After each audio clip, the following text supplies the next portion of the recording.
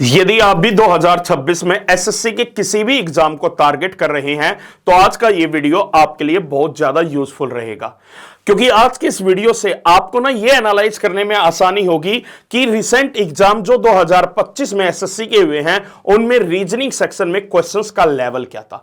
साथ ही साथ आज की क्लास के अंदर मैं रीजनिंग के कुछ ऐसे क्वेश्चन आपको करवाने जा रहा हूं जो रिसेंट एग्जाम में पूछे गए थे और जिन्हें देखकर स्टूडेंट को एक बार हेडेक जरूर हुआ था। हाँ बच्चों, विश्वास कीजिएगा, यदि आपके सामने भी एग्जाम के अंदर कोई नए टाइप का क्वेश्चन आता है तो एक बार के लिए आप भी थोड़ा सा सहम जाएंगे। क्यों?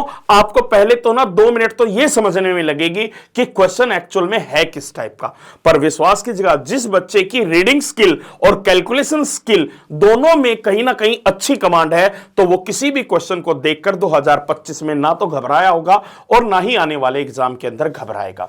तो चलेगा बच्चों, क्वेश्चंस को मैं स्टार्ट करता हूं। पहला क्वेश्चन जिसमें आपके सामने है, जहां पर केवल रीडिंग स्किल और कैलकुलेशन स्किल का टोटल गेम है। यहां पर आपको कहा गया है बच्चों कि यहां पर आपको 2 एग्जाम्पल दिए गए हैं और 2 एग्जाम्पल के माध्यम से आपको यह समझाया गया है कि किसी भी एक पर्टिकुलर नंबर का कोड कैसे आता है। तो बच्चों यहां पर क्या कहा गया है, मान लीजिएगा कि आपके पास एक नंबर है 53, ठीक है ना। फिर यहां पर कहा गया है कि यदि मैं 53 को 3 से डिवाइड करता हूं तो उसमें रिमाइंडर क्या आएगा। तो आप कहेंगे बच्चों 17 3 51, यानी शेषफल कितना बचा 2, तो यानी रिमाइंडर कितना आ गया 2 आ गया। वहीं पर यदि 53 को यदि मैं कहूं 7 से भाग देंगे तो शेषफल क्या आएगा, तो आप कहेंगे 49 शेषफल यानी कितना बचा आपका 4, यानी रिमाइंडर क्या बचा 4 बचा। वहीं पर 53 को यदि मैं किससे डिवाइड करता हूं बच्चों 11 से डिवाइड करता हूं तो आपका रिमाइंडर क्या बचेगा, तो आप कहेंगे 11 चौक 44 शेषफल यानी कितना बचा 9। तो यहां से हमें आइडिया हो गया कि जो 53 का कोड होगा ना वो क्या होगा, जब उस पर्टिकुलर नंबर को इन 3 नंबर से हम डिवाइड करते हैं तो जो रिमाइंडर बचेगा वो हमारा एक्चुअल कोड बनेगा, यानी 53 का कोड हो गया 249। अब यहीं पर आपको बताना है कि 77 का कोड क्या बनेगा। अब 77 को यदि मैं 3 से डिवाइड करता हूं तो आपका रिमाइंडर कितना आएगा, तो आप कहेंगे 25 3 जा कितना होता है 75, यानी रिमाइंडर आ गया आपका 2। 77 को यदि मैं 7 से डिवाइड करता हूं तो रिमाइंडर कितना आएगा, 11 7 जा 77 होता है तो शेषफल रिमाइंडर यानी 0 होगा। वहीं पर 77 को यदि मैं 11 से डिवाइड करता हूं तो उस केस के अंदर भी आपका रिमाइंडर क्या है 0 ही आएगा। तो यानी इसका मतलब 77 का जो कोड बन गया ना वो आपका क्या बन गया, ये बन गया। अब आप कहेंगे सर ये क्वेश्चन तो आसान लगा। आसान केवल इसलिए लगा बच्चों क्योंकि ये क्वेश्चन मैंने साथ ही साथ एक्सप्लेन कर दिया, पर एग्जाम में यही क्वेश्चन पहली बार आपके सामने आया होता ना तो एक बार के लिए आपका भी दिमाग थोड़ा सा क्या है घूम जाता। तो पहले जो क्वेश्चन है ना वो आपके कुछ इसी तरीके से हैं कि रीजनिंग के अंदर कुछ नए टाइप के कोडिंग के क्वेश्चन देखने को मिले, जिनमें पहला क्वेश्चन मैंने आपको ये करवाया। ऐसा ही एक दूसरा क्वेश्चन भी आपके सामने एग्जाम में आया है, जहां पर क्या है बच्चों सेंटर कोड की बात की गई है।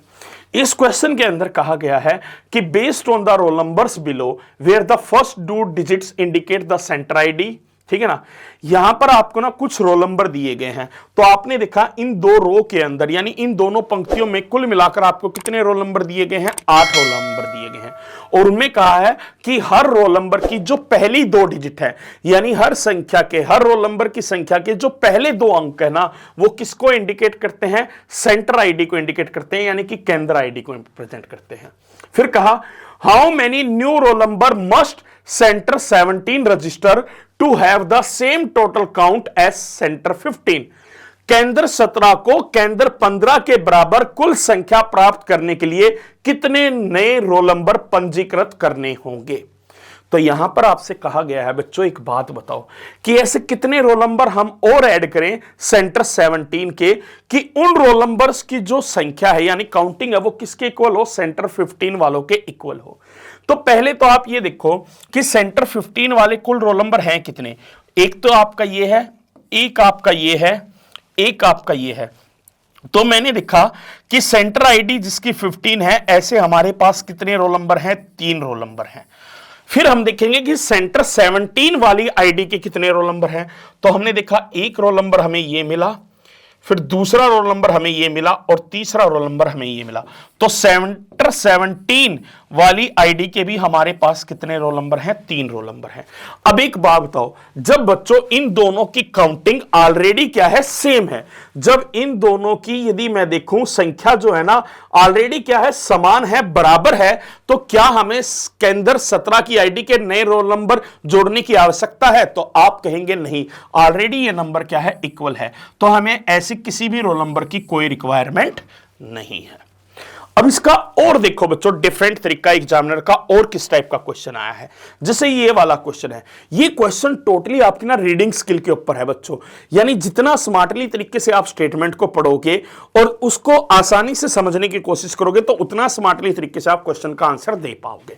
जैसे यहां पर कहा गया है a candidate ID is a 13 digit number, एक उम्मीदवार आईडी 13 अंकों की संख्या होती है। जैसे यहां पर आपको 13 अंकों की एक संख्या दी गई है बच्चों, और वो संख्या, वो नंबर एक्चुअल में क्या दिया गया, ध्यान दीजिएगा, वो दिया गया है 202, क्या दिया गया, ध्यान दीजिएगा, 2021543217654।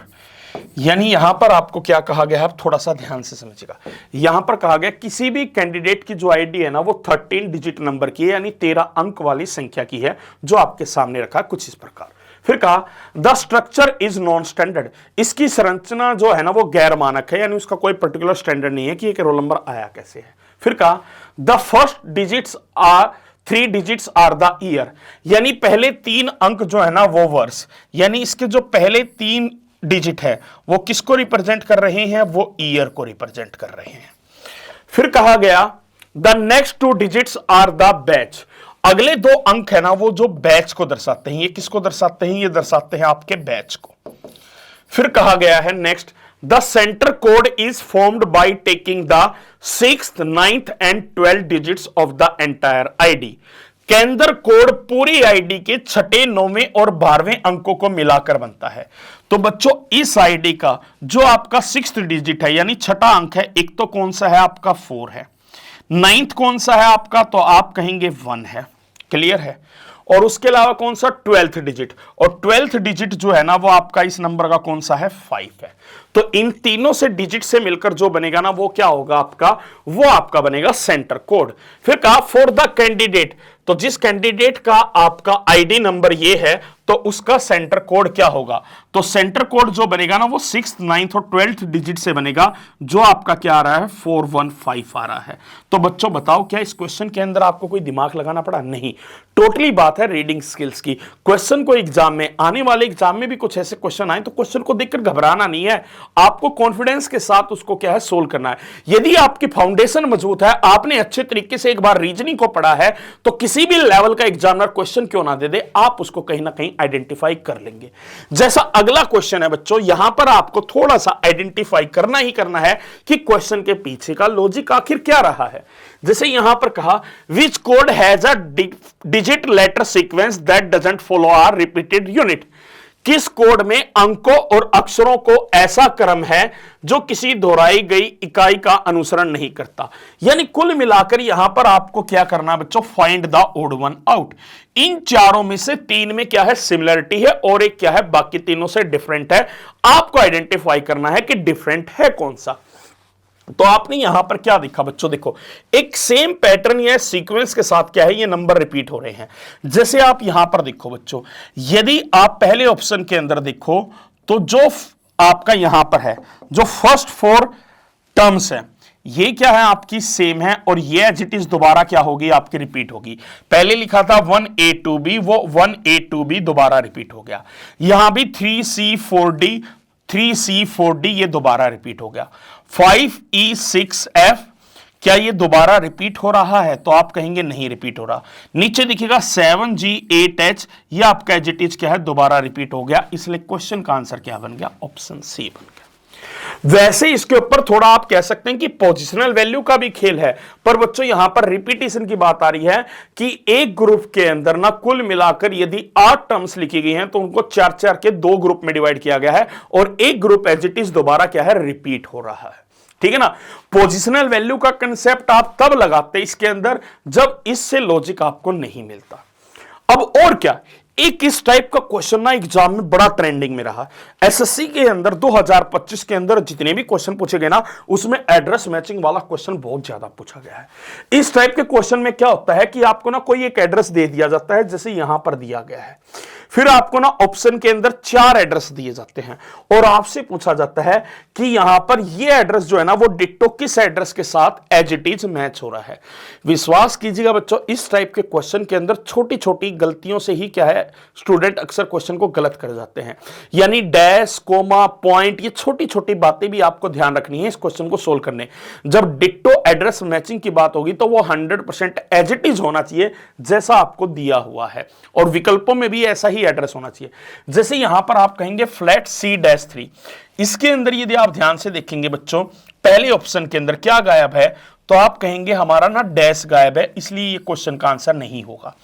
बाकी ये B, C और D ये तीनों क्या है, एज इट इज मैच हो रहे हैं। फिर लिखा गया है फेज 2। अब यदि मैं कहूं ये वाला तो मैच हो गया 3 ऑप्शन से, फेज 2 की मैं बात करता हूं तो यहां पर देखना ऑप्शन सी के अंदर जो ये लिखा ना, ये रोमन वैल्यू में लिखा है। वैसे न्यूमेरिक होना चाहिए इस टाइप का आपका 2, तो ये भी आपका राइट आंसर नहीं हो सकता। बाकी दोनों ऑप्शन क्या है, मैच कर रहे हैं, ठीक है ना। फिर है गोल्डन होम्स, तो मैंने यहां पर क्या देखा, गोल्डन होम्स ही लिखा है, पर यहां पर गोल्डन होम लिखा है, होम्स नहीं लिखा, तो ये भी आपका मैच नहीं कर गया। इसलिए जो क्वेश्चन का राइट आंसर है वो क्या बन गया, ऑप्शन बी। तो बच्चों स्टेप बाय स्टेप यदि आप सोल्व करते हुए चलोगे तो इस टाइप का क्वेश्चन यदि आपके एग्जाम में आएगा तो आपसे गलत नहीं होगा, ये बात जरूरी है। अगला क्वेश्चन, एसएससी 2025 के अंदर जो क्वेश्चन आए हैं ना, उनमें ना इक्वेशन पजल के बहुत ज्यादा क्वेश्चन देखने को मिले हैं, कुछ इस टाइप के क्वेश्चन।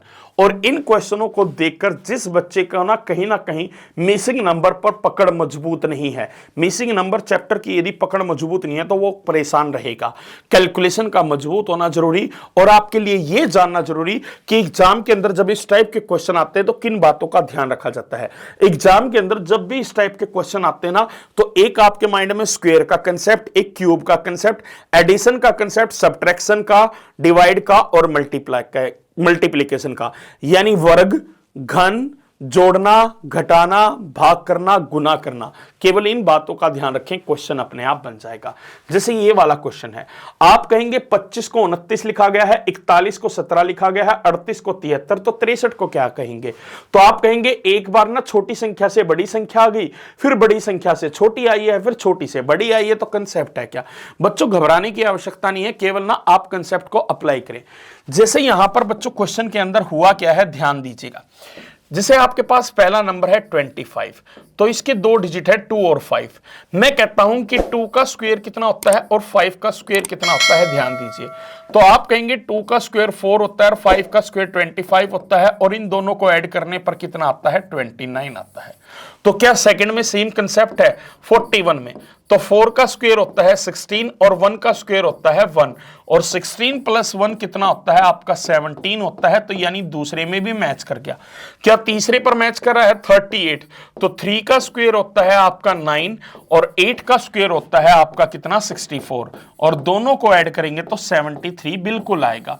तो अब आंसर निकाल दीजिएगा 63 के लिए।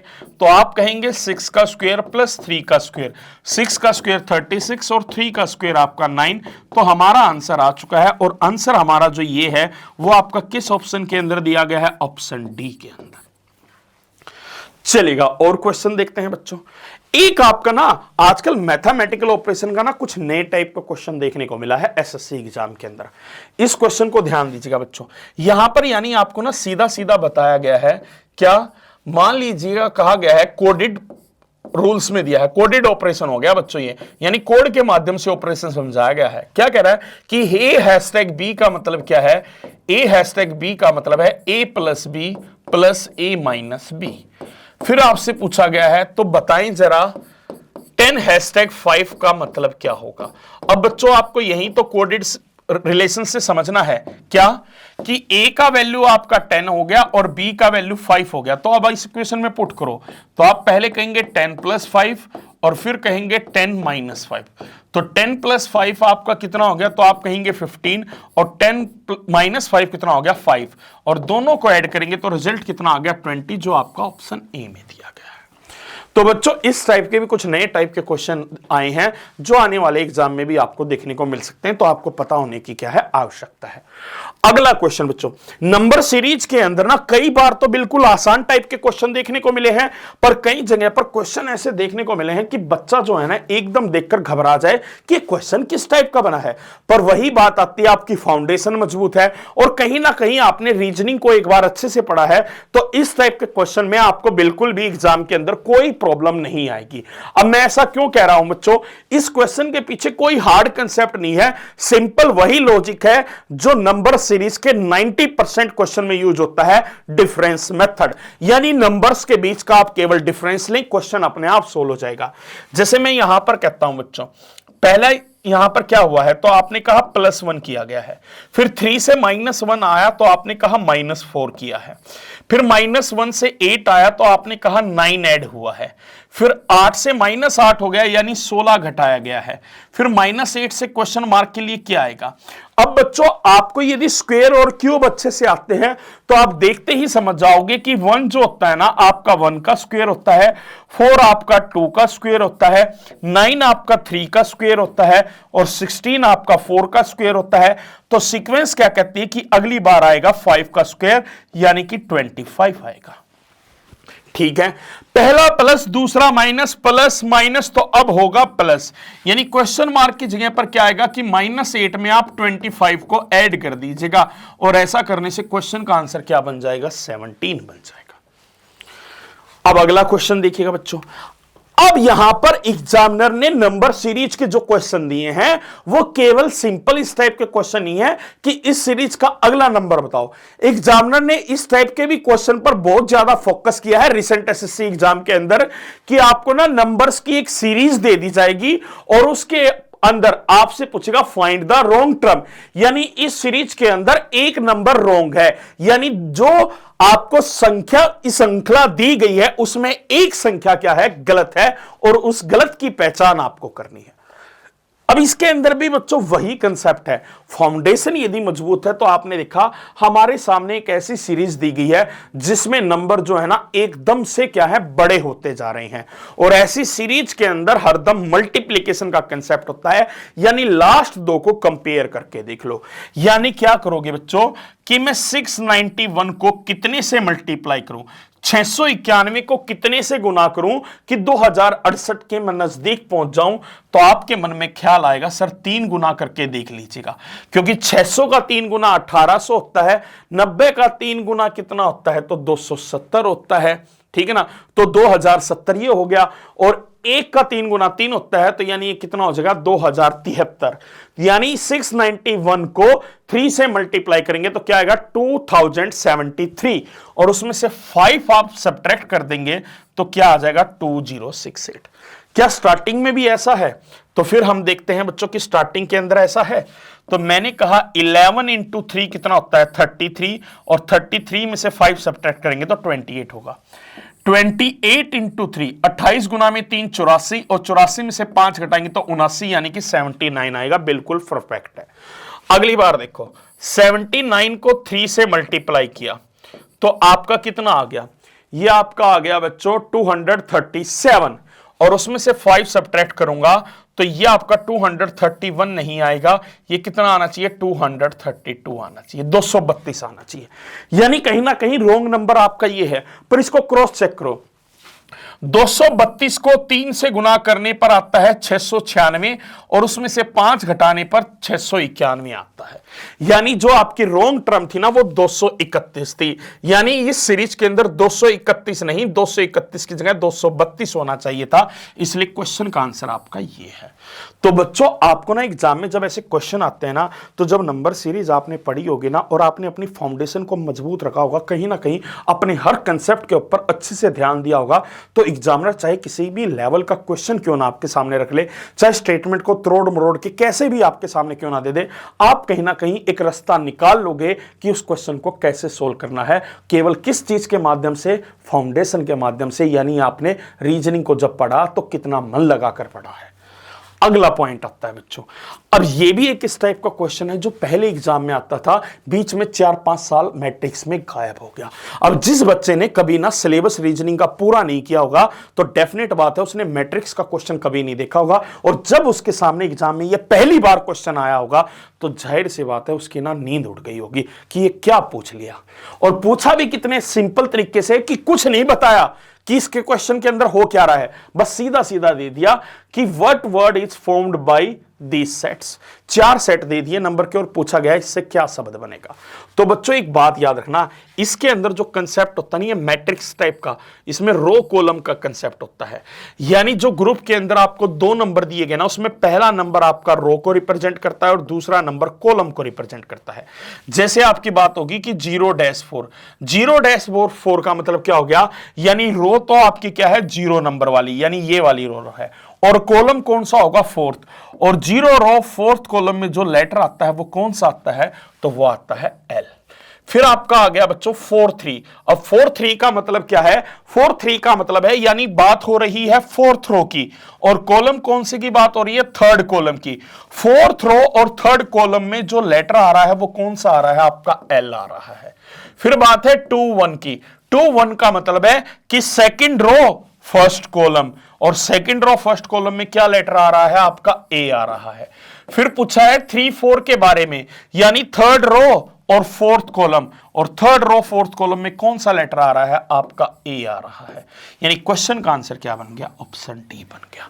अब बात तो यहीं पर आ गई ना, जिसने ईमानदारी से एसएससी एग्जाम की तैयारी करके सिलेबस कंप्लीट किया होगा ना, वो कहीं ना कहीं क्वेश्चन को बना लेगा, और जिसने सिलेबस को अधूरा छोड़ा है तो इस टाइप का जब क्वेश्चन आएगा तो आपके सामने प्रॉब्लम क्रिएट एग्जाम में जरूर करेगा।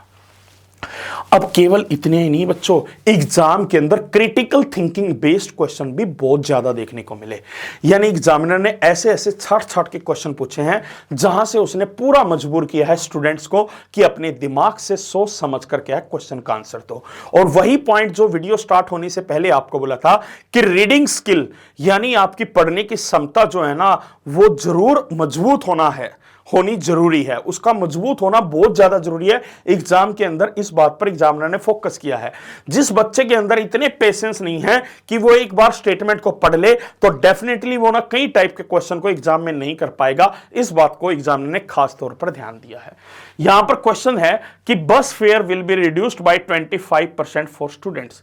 छात्रों के लिए बस का किराया 25% कम कर दिया जाएगा।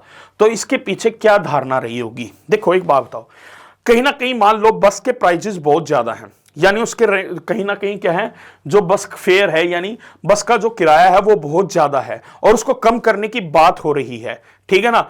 तो वो बात क्यों किया जा रहा है? देखो बस का किराया बहुत ज्यादा है या नहीं ये हमें नहीं पता, पर बस का किराया जो है ना स्टूडेंट्स के लिए क्या है, कम किया जा रहा है।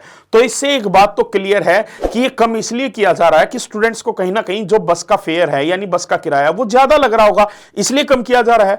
और अजम्पशन क्या, अजम्पशन देखिएगा, अजम्पशन का मतलब क्या होता है, कोई भी जो स्टेटमेंट दी जाती है ना, वो कुछ माइंड में, जब भी आप किसी को कोई बात बोलते हो ना तो अपने मन के अंदर कुछ सोच समझकर वो बात बोलते हो, उसके पीछे बोलने के पीछे आपकी एक अजम्पशन होती है, आपकी एक धारणा होती है, ठीक है ना। तो उसी बेस पे आपने इस क्वेश्चन का आंसर देना है। बस का किराया यदि 25% कम किया जा रहा है छात्रों के लिए, तो इसके पीछे की धारणा यही रही होगी कि कहीं ना कहीं जब कम किराया हो जाएगा तो ज्यादा से ज्यादा बच्चे क्या है, बस का उपयोग करना स्टार्ट करेंगे। तो क्या कहीं पर दिया गया है all buses are overcrowded, सभी बसों में बहुत भीड़ है? ये आउट ऑफ स्टेटमेंट बात है, स्टेटमेंट में ओवर क्राउडेड की कोई भी बात नहीं है, तो ये हमारा आंसर नहीं होगा।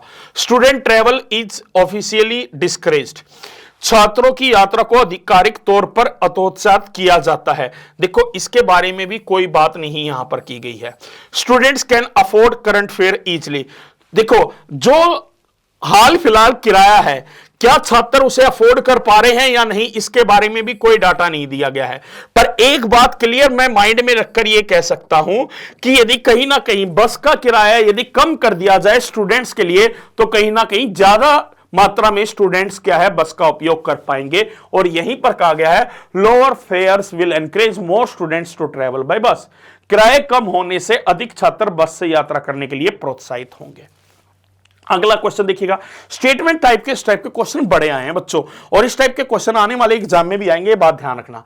अगला क्या है, the city will build multi storey parking complexes to reduce illegal roadside parking. शहर में सड़क किनारे अवैध रूप से पार्किंग कम करने के लिए बहुमंजिला पार्किंग परिसर बनाए जाएंगे। यदि कहीं ना कहीं बच्चों एक बात बताओ, यह स्टेप क्यों उठाया जा रहा है? यह स्टेप केवल इस बात को मद्देनजर रख के उठाया जा रहा है कि रोड के ऊपर कहीं ना कहीं व्यक्ति जो है ना अपनी गाड़ियों को पार्क कर देते हैं, और उससे कहीं ना कहीं रोड क्या है फिर जाम रहता है। जहां किसी पर्टिकुलर रोड के ऊपर एक समय पर 2 गाड़ी निकल सकती हैं, पर ऑलरेडी एक पोर्शन के ऊपर यदि गाड़ी पार्किंग में लग जाए तो एक समय पर केवल एक गाड़ी उस रोड से निकल पाएगी। तो कहीं ना कहीं उस बात को ध्यान रखते हुए सोचा गया कि मल्टी स्टोरी टाइप के क्या है बिल्डिंग बनाई जाए, जिसके अंदर पार्किंग की सुविधा दी जाए, ताकि रोड पर लोग गाड़ी ना खड़ी करें। अब इसने कहा है विच कंक्लूजन फॉलोज, इस स्टेटमेंट से कौन सा कंक्लूजन फॉलो करेगा? पहला, all cars will now park in complexes, अब सभी कारें पार्क में पार्क की जाएंगी। देखो ये तो ना एक टाइप का क्या हो गया बच्चों, डिसीजन हो गया, यानी एक्शन हो गया कि अब मान लो जब हम ऐसा कर रहे हैं तो आपको ऐसा करना होगा, पर इससे ये कंक्लूजन ऐसा हो पाएगा कि सारी गाड़ियां, तो यहां तो ये आपका एक्सट्रीम वर्ड यूज हो गया कि सारी गाड़ियां आपकी कॉम्प्लेक्स में खड़ी होंगी, ऐसा जरूरी थोड़ा है, तो ये आपका रिलेवेंट नहीं लगा मुझे।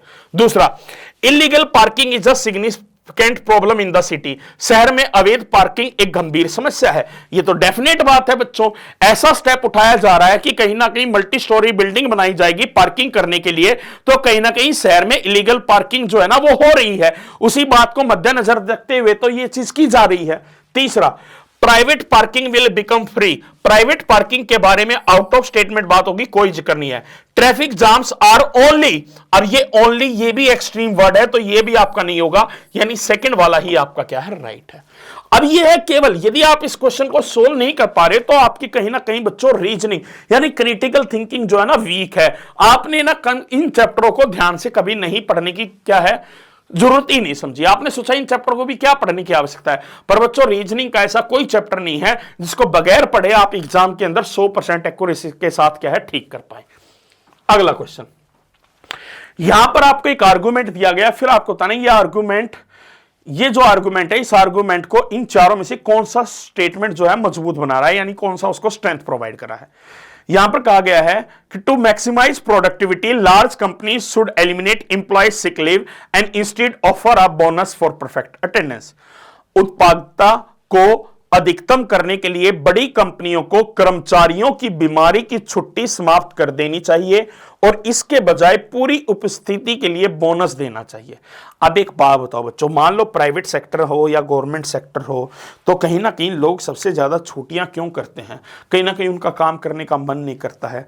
किसी कंपनी में जा रहे हैं, दिखा रहे यार वहां पे वही बोरिंग शेड्यूल है, चलो यार आज आवाज करते हैं, बोल देता हूं मैं बीमार हूं इस कारण नहीं आऊंगा। पर यदि उनके अंदर कहीं ना कहीं ये इच्छा होगी, नहीं यार मैं जाऊंगा ना तो मेरा काम करने का मन है, तो मैं इसलिए कंपनी में जा रहा हूं, ठीक है ना, या फिर उसको ऐसा लगेगा नहीं यार मैं छुट्टी मारूंगा तो कहीं ना कहीं मेरा ज्यादा नुकसान होगा, तो उसके अंदर कहीं ना कहीं जो है ना वो एनर्जी भी बनी रहनी जरूरी है कि उसको कहीं ना कहीं क्या है एक मोटिवेशन मिलता रहे कि मुझे जॉब से छुट्टी नहीं चाहिए। पर ज्यादातर जॉब के ऊपर जो छुट्टियां होती है ना, उसमें किसका बहाना दिया जाता है? बीमारी का बहाना दिया जाता है।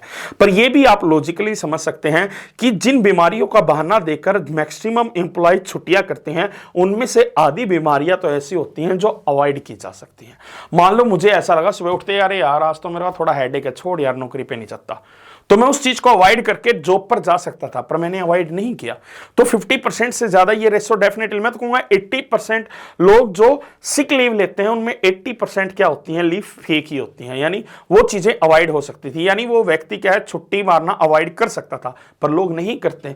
तो उसके लिए कहा गया है, क्या कहा गया है कि कहीं ना कहीं प्रोडक्टिविटी को बढ़ाने के लिए जितनी भी लार्ज कंपनियां हैं ना, उनको ना जो एम्प्लॉय की सिक लीव है उसको हटा देना चाहिए, बल्कि उसकी जगह पर परफेक्ट अटेंडेंस के लिए क्या है बोनस प्रोवाइड करना चाहिए। अब मान लो किसी कंपनी के अंदर यह कहा जाता है कि जिसकी अटेंडेंस 100% होगी तो उसको इनकम माना जितनी भी उसकी इनकम है उसका 20% एक्स्ट्रा मिलेगा। मैं कह रहा हूं बच्चों ज्यादातर जो होंगे ना एम्प्लॉय वो क्या कोशिश करेंगे कि अपनी अटेंडेंस को मैक्सिमम रखा जाए। डेफिनेट है बच्चों, तो ये क्या है, ये सुझाव जो है अच्छा है। अब इस बात को स्ट्रेंथ कौन देगा? पहला, studies show that the majority of sick leave taken is actually due to minor elements that don't require time off. अध्ययन से पता चला है कि ली गई अधिकांश बीमार छुट्टियां वास्तव में मामूली बीमारियों के कारण होती हैं जिनके लिए छुट्टी की आवश्यकता नहीं होती, जो बात मैंने सबसे पहले आपको बताई। तो यही पहली ही बात आपकी क्या है, इस स्टेटमेंट, इस आर्गुमेंट को क्या है, स्ट्रेंथ प्रोवाइड कर रही है। यानी सीधा सीधा ये बात तो है बच्चों डेफिनेट कि ज्यादातर जो छुट्टियां ली जाती है ना वो माइनर बीमारियों के कारण ली जाती हैं जो अवॉइड की जा सकती है। दूसरा, employees who frequently take sick leave often feel guilty about. देखो, जो कर्मचारी बार बार बीमारी की छुट्टी लेते हैं उन्हें अक्सर काम पर ना आने का अपराध बोध होता है। वो बाद में गिल्टी फील कर रहा है या नहीं कर रहा, उससे इस आर्गुमेंट को कोई स्ट्रेंथ नहीं मिलेगी, ये इररिलेवेंट है। The cost of processing sick leave claims is very low for large companies. बड़ी कंपनियों के लिए बीमारी की छुट्टी के दावों को संसाधित करने की लागत बहुत कम होती है। इसके बारे में भी हमारे पास स्टेटमेंट में आउट ऑफ स्टेटमेंट बात है। ये offering attendance bonuses is a common practice in smaller less productive firms. छोटी और कम उत्पादक कंपनियों में उपस्थिति बोनस देना एक आम प्रथा है, ऐसा जरूरी नहीं है। यहां पर ये कह रहा है कि जो छोटी कंपनियां उनमें ना बोनस दिया जाता है, सभी में दिया जाता है, यानी ये बात डेफिनेट नहीं है। तो ये भी कहीं ना कहीं आपके आर्गुमेंट को स्ट्रांग, आर्गुमेंट को जो स्ट्रांग बनाएगा वो केवल पहला स्टेटमेंट है जो हम पहले ही डिस्कस कर रहे थे। अगला बच्चों, अगला है in a sports club men get full time coaches but women get part time coaches despite equal membership fees, which inference is valid? एक स्पोर्ट्स क्लब में समान सदस्यता शुल्क होने के बावजूद पुरुषों को पूर्णकालीन कोच मिलते हैं जबकि महिलाओं को अंशकालिक कोच मिलते हैं। मैं कह रहा हूं बच्चों, एक स्पोर्ट्स क्लब है, उस स्पोर्ट्स के क्लब के अंदर मेंबरशिप जो है ना मेल के लिए भी है और फीमेल के लिए भी है। और जो बच्चों आपके मैन कैटेगरी के अंदर आते हैं उनको ना फुल टाइम कोच मिलता है, और वहीं पर जो वुमेन कैटेगरी के अंदर आते हैं उनको क्या है, पार्ट टाइम कोच मिलता है। ठीक है ना, ये तो कहीं ना कहीं बच्चों डिस्क्रिमिनेशन हो रहा है, भेदभाव हो रहा है, इससे ये अंदाजा तो लग रहा है। अब आपको बताना कि कौन सा इन्फ्लुएंस क्या है वैलिड है। पहला कह रहा है वुमेन नीड लेस ट्रेनिंग, महिलाओं को प्रशिक्षण की कम जरूरत होती है। अरे ऐसा किसने कहा बच्चों, अपनी तरफ से ही आपने एक धारणा बना ली, तो जम्सन बना ली कि नहीं हम अपनी की जो है ना स्पोर्ट्स क्लब है ना उसमें मैन के लिए तो फुल टाइम कोर्स देंगे और वुमेन के लिए पार्ट टाइम कोर्स देंगे, क्योंकि वुमेन वालों के लिए ना ट्रेनिंग जो है ना वो कम जरूरी है। ठीक है ना, कि वुमेन नीड्स लेस ट्रेनिंग, कि वुमेन को ना ट्रेनिंग की कम जरूरत पड़ती है, तो इसलिए ऐसा किया जाएगा। ये तो अपनी तरफ से आपने एक धारणा बना ली, ये आपका इन्फ्लुएंस नहीं हो सकता। तो ये तो क्या हो गया, गलत हो गया। ये आपकी, ये किसी पर्टिकुलर बंदे की एक सोच हो सकती है पर ये यूनिवर्सल नहीं हो सकती बात। ठीक है। दूसरा, मेल कोचेज वर्क लॉन्गर, पुरुष को ज्यादा समय तक काम करते हैं। ये भी आपके क्या है, ये किसी इंडिविजुअल का थॉट हो सकता है कि मेल जो है ना फीमेल के कंपैरिजन में ज्यादा काम करते हैं। ठीक है, पर सारे मेल फीमेल के कंपैरिजन में ज्यादा काम करते हैं ऐसा भी जरूरी नहीं है। तो ये तो इंडिविजुअल थॉट है, ये भी आपका डेफिनेट कंक्लूजन नहीं हो सकता, इन्फ्लुएंस नहीं हो सकता। वुमेन्स टीम आर स्ट्रॉन्गर, महिलाओं की टीमें ज्यादा मजबूत होती हैं। वुमेन्स टीम के बारे में यहां कोई बात नहीं है।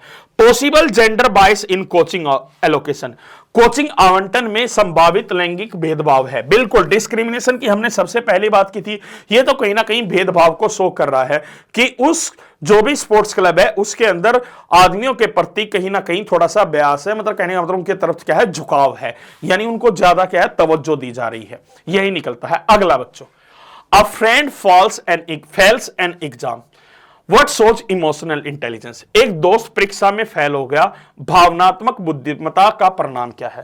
तो आप कहेंगे सेलिब्रेट योर ओन सक्सेस, अपनी सफलता का जश्न मनाएं। अरे हम सोचेंगे छोड़ यार फेल हो गया हमें क्या लेने देना, हम तो पास हो गए ना, हम अपना जश्न मनाते हैं। तो क्या ये आपके लिए इमोशनल इंटेलिजेंस है? क्या आपने इमोशनली सोचकर देखिए क्या ये आपका डिसीजन सही होगा? तो आपके मन में बाद में ख्याल आएगा नहीं यार मैं पास हो गया, ठीक बात है, और मैंने ना ठीक किया कि मैंने खुशी भी मनाई, पर यार दोस्त फेल हुआ है उसके लिए तो बुरा लगेगा ना आपको ना कहीं कहीं। तो आप अपनी सफलता का जश्न मना रहे हो, उसके बारे में नहीं सोच रहे, तो ये भी क्या है, इमोशनल आपकी इंटेलिजेंस को नहीं दिखाता, ये गलत बात है। फिर कहा से इट्स योर फॉल्ट, कहीं ये आपकी गलती है, आप उसको कह रहे हैं नहीं तुम्हारी गलती है, तुम अपनी गलती की वजह से फेल हो, तो ये भी कहीं ना कहीं आप उसको मोटिवेट करने की बजाय ना क्या कर रहे हो, डिमोटिवेट कर रहे हो। तो ये भी आपके इमोशनल इंटेलिजेंस को नहीं प्रूव करता। फिर कहा change the topic quickly, topic बदलने से सच्चाई थोड़ा बदल जाएगी, सच्चाई तो यही आपका दोस्त फेल हुआ है तो उसका सामना तो करना ही होगा। तो ऐसे में आप क्या करेंगे, offer help to prepare next time, अगली बार उसकी तैयारी करने में आप क्या करोगे, मदद की पेशकश करोगे। आप उसको इस बात की एश्योरिटी दोगे कि नेक्स्ट टाइम जब आपका एग्जाम होगा तो मैं आपकी हेल्प करूंगा। ये आप उसको इमोशनली क्या है, सपोर्ट दे रहे हो। ठीक है ना बच्चों। अगला, Which of the following best represents the relationship among doctors mails and surgeons. अभी हाल फिलहाल एसएससी का जो एग्जाम हुआ है ना, उसके अंदर वेन डायग्राम का एक नए टाइप का क्वेश्चन देखने को मिला। यानी ना कोई डायग्राम दिया है ना कुछ दिया है, आपको एक स्टेटमेंट दी गई है और स्टेटमेंट के आधार पर ही ऑप्शन दिए हैं। आपको बताना है कि कौन सा इन चारों में से ऑप्शन इन तीनों के बीच के रिलेशन को दर्शा रहा है। जब भी मैं बात करूंगा डॉक्टर, मेल और सर्जन की, तो आप क्या कहेंगे? मान लीजिएगा ये आपने डॉक्टर्स का डायग्राम बनाया, तो आप क्या कहेंगे? डॉक्टर्स का मेल्स के साथ क्या रिलेशन होगा? डॉक्टर का पुरुष के साथ, तो आप कहेंगे सम डॉक्टर्स आर मेल्स। यानी कुछ डॉक्टर क्या होते हैं? आप क्या कहेंगे? मेल होते हैं। सभी डॉक्टर तो मेल नहीं होते, सभी डॉक्टर पुरुष नहीं होते, क्योंकि कुछ डॉक्टर भी क्या होते हैं बच्चों? महिलाएं भी होती हैं, ठीक है ना। कुछ डॉक्टर आपके क्या होते हैं? फीमेल भी होती हैं। फिर अगला क्या है? डॉक्टर का सर्जन के साथ क्या रिलेशन होगा? तो आप कहेंगे ऑल डॉक्टर्स आर सर्जन, सभी के सभी डॉक्टर क्या हैं? सर्जन होते हैं। और मेल क्या और सर्जन का रिलेशन? तो आप कहेंगे सम सर्जन्स और, एक मिनट रुकिएगा, पहले डॉक्टर मेल का तो सम का रिलेशन है, और डॉक्टर और सर्जन का रिलेशन देखो एक एक करके मैं बना रहा हूं। सबसे पहले आप देखो 3 एलिमेंट है, तो सबसे पहली बात आई डॉक्टर और मेल का रिलेशन क्या बनेगा? आप कहेंगे सम डॉक्टर्स आर मेल्स, ठीक है ना। कुछ डॉक्टर क्या होते हैं? पुरुष होते हैं। अब ऐसा किसी स्टेटमेंट में कहा गया है, यहां पर कहा है सम डॉक्टर्स आर मेल्स, ठीक है। यहां पर कहा है सम मेल्स आर डॉक्टर, ये भी ठीक है। यहां पर कहा है ऑल डॉक्टर्स आर मेल्स, ये कहा गया है, तो इसका मतलब ये गलत हो गया, ये गलत कहा गया है, क्योंकि डॉक्टर का और मेल का सम का रिलेशन होगा। फिर कहा सम डॉक्टर्स आर मेल्स, यहां पर ये कहा गया है। अगला है मेल और सर्जन का क्या रिलेशन होगा? तो आप कहेंगे सम सर्जन आर मेल, कुछ सर्जन क्या होते हैं? मेल होते हैं, सभी सर्जन आपके मेल नहीं होते, तो आप कहेंगे सम सर्जन आर मेल। तो यहां पर सम सर्जन आर मेल आपका यहां पर दिया गया है। उसके अलावा यहां पर कहा गया है ऑल सर्जन आर मेल, तो यह भी बात गलत है। यहां पर कह रहा है ऑल सर्जन आर डॉक्टर, तो एक बात और, डॉक्टर और सर्जन में तो ये रिलेशन बनेगा कि सभी के सभी सर्जन क्या हैं? आपके डॉक्टर हैं, सारे सर्जन आपके डॉक्टर होते हैं, ये बात ठीक है। पर इसके अंदर क्या चीज मिस है? इसके अंदर ये बात मिस है पहली स्टेटमेंट में कि सम सर्जन्स आर मेल्स।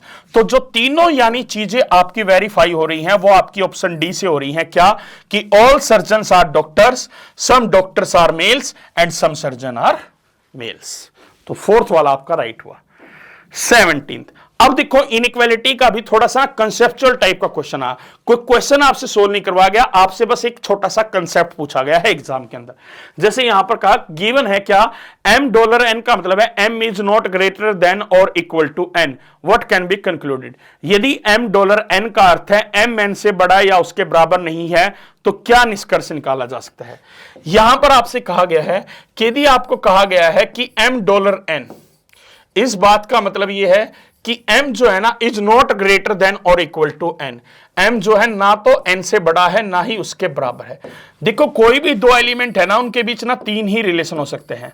जैसे यहां पर मैं कहूं m और n के बीच में क्या रिलेशन होता है? या तो m n से बड़ा होगा, या m n से छोटा होगा, या m n के बराबर होगा।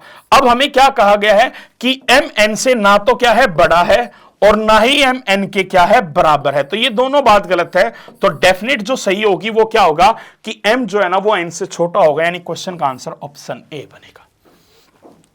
नेक्स्ट क्वेश्चन, अगला देखो बच्चों, अर्थमेटिकल रीजनिंग के भी बड़े ही मजेदार टाइप के क्वेश्चन आए हैं। यहां पर कहा गया in a group of 15 people each person shakes hand with every other person exactly once, how many handshakes take place. 15 लोगों के एक समूह में प्रत्येक व्यक्ति दूसरे प्रत्येक व्यक्ति से ठीक एक बार हाथ मिलाता है, तो कुल कितने हाथ मिलाए गए? ठीक है ना। अब बच्चों देखो एक बात बताओ, यहां पर कुल मिलाकर 15 व्यक्ति बताए गए हैं। यदि आपकी फाउंडेशन मजबूत रही होगी तो आपको पता होगा कि मैथ के अंदर इस टाइप के क्वेश्चन के लिए ना एक छोटा सा फार्मूला होता है n इंटू n माइनस 1/2। यदि ये आपको पता रहा होगा तो विश्वास कीजिएगा इस क्वेश्चन में सोल्व करने में आपको बिल्कुल भी ज्यादा समय नहीं लगा होगा, क्योंकि इससे डायरेक्ट जो आंसर है ना वो सिंपल तरीके से आपका कितना आ जाएगा, जब आप इसको सोल्व करोगे तो वो 105 आ जाएगा। एक और क्वेश्चन देखना बच्चों, एलिजिबिलिटी टेस्ट। ये भी एक इस टाइप का क्वेश्चन है। यदि आपके अंदर क्वेश्चन को पढ़ने की क्षमता है, एबिलिटी है, तो डेफिनेट एग्जाम के अंदर आप इस टाइप के क्वेश्चन को क्या है, जल्दी से सोल्व कर सकते हैं। सिंपल सा क्वेश्चन दिया गया है बच्चों, यहां पर लिखा गया data entry operator contractual basis पर। यानी आप कह सकते हैं कि किसी, मान लीजिएगा कोई भी कंपनी है या कोई गवर्नमेंट जॉब है या प्राइवेट जॉब है, तो कहीं पर एक वैकेंसी निकली है किसकी, डाटा एंट्री ऑपरेटर की, और वो किस पे होगी, कॉन्ट्रेक्चुअल बेस पे होगी। उसके लिए एलिजिबिलिटी क्राइटेरिया क्या है कि पहले तो उसकी जो एज है, जो भी कैंडिडेट होगा उसकी एज कितनी होनी चाहिए, कम से कम 18 वर्ष।